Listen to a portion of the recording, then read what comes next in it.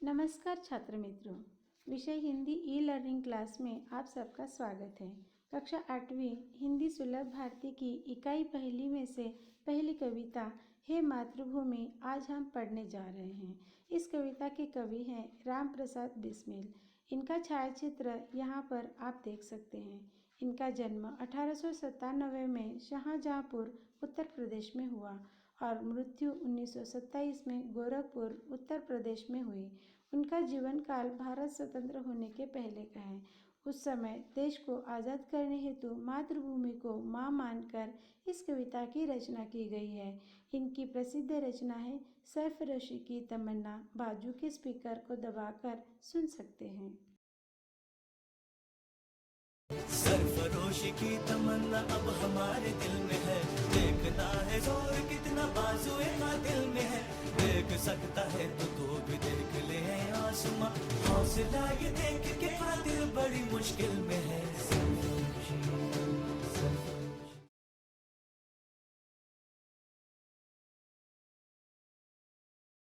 हे मातृभूमि तेरे चरणों में शीश नवाऊं, मैं भक्ति भेंट अपनी तेरी शरण में लाऊं। आप बाजू के चित्र में देख सकते हैं। भारत देश को ही कवि ने मातृभूमि रूपी माता माना है और अपना सिर झुकाकर देश प्रेम रूपी भक्ति मातृभूमि के चरणों पर अर्पण करना चाहते हैं। जैसे हम अपनी माता को प्रणाम करते हैं और प्रेम से कुछ उपहार देते हैं।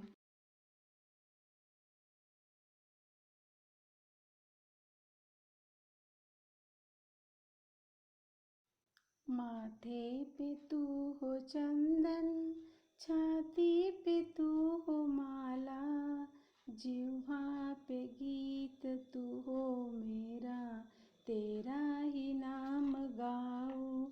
हम भगवान के सामने नम्र होकर देश रूपी चंदन को अपने माथे पर लगाते हैं और माला रूपी देश को अपने गले में पहनकर मातृभूमि को सम्मानित करते हैं।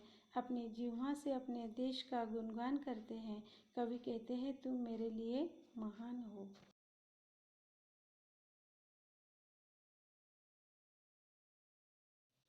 जिससे सपूत उपजे श्री राम कृष्ण जैसे, उस धूल को मैं तेरी निज शीश पे चढ़ाऊं। कवि कह रहे हैं, हे मातृभूमि, तेरी गोदी में भगवान श्री राम और भगवान श्री कृष्ण ने जन्म लिया है। उनके महान कार्य से तेरी भूमि पवित्र हो गई है। उस पवित्र धूल को मैं अपने माथे पर लगाना चाहता हूँ। तेरी भूमि में कई शूरवीर राजाओं ने, क्रांतिकारों ने, देशभक्तों ने जन्म लिया, जैसे महाराणा प्रताप, छत्रपति शिवाजी महाराज, भगत सिंह, महात्मा गांधी, लोकमान्य तिलक आदि।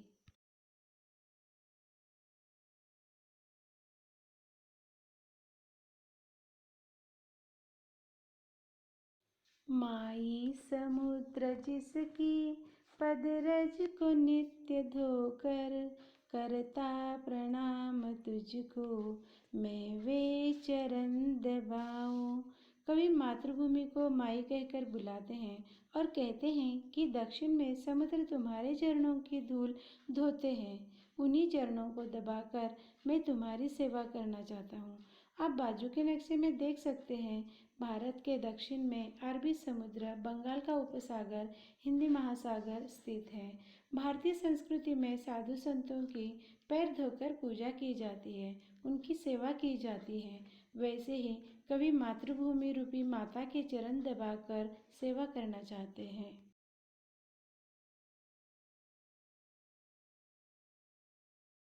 सेवा में तेरी माता मैं भेद भाव तज कर, वह पुण्य नाम तेरा प्रतिदिन सुनो सुनाओ। मैं तुम्हारी यानी भारतवासियों की सेवा करते समय जाति, धर्म, स्त्री, पुरुष, अमीर, गरीब ऐसा कोई भेदभाव नहीं करूँगा। तुम्हारा पवित्र नाम हर रोज लूँगा और औरों को तेरी महानता सुनाऊँगा।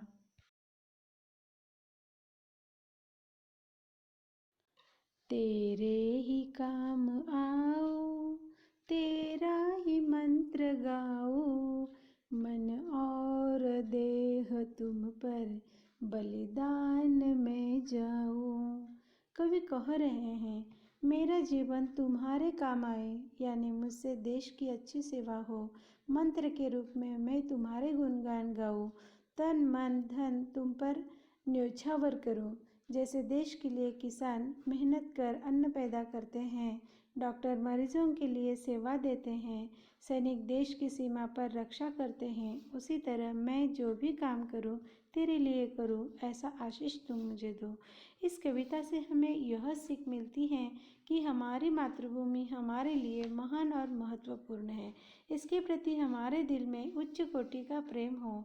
इसकी रक्षा के लिए हम अपनी जान की परवाह न कर इसका सम्मान करें, औरों के दिल में देशभक्ति की भावना निर्माण करें। जय हिंद।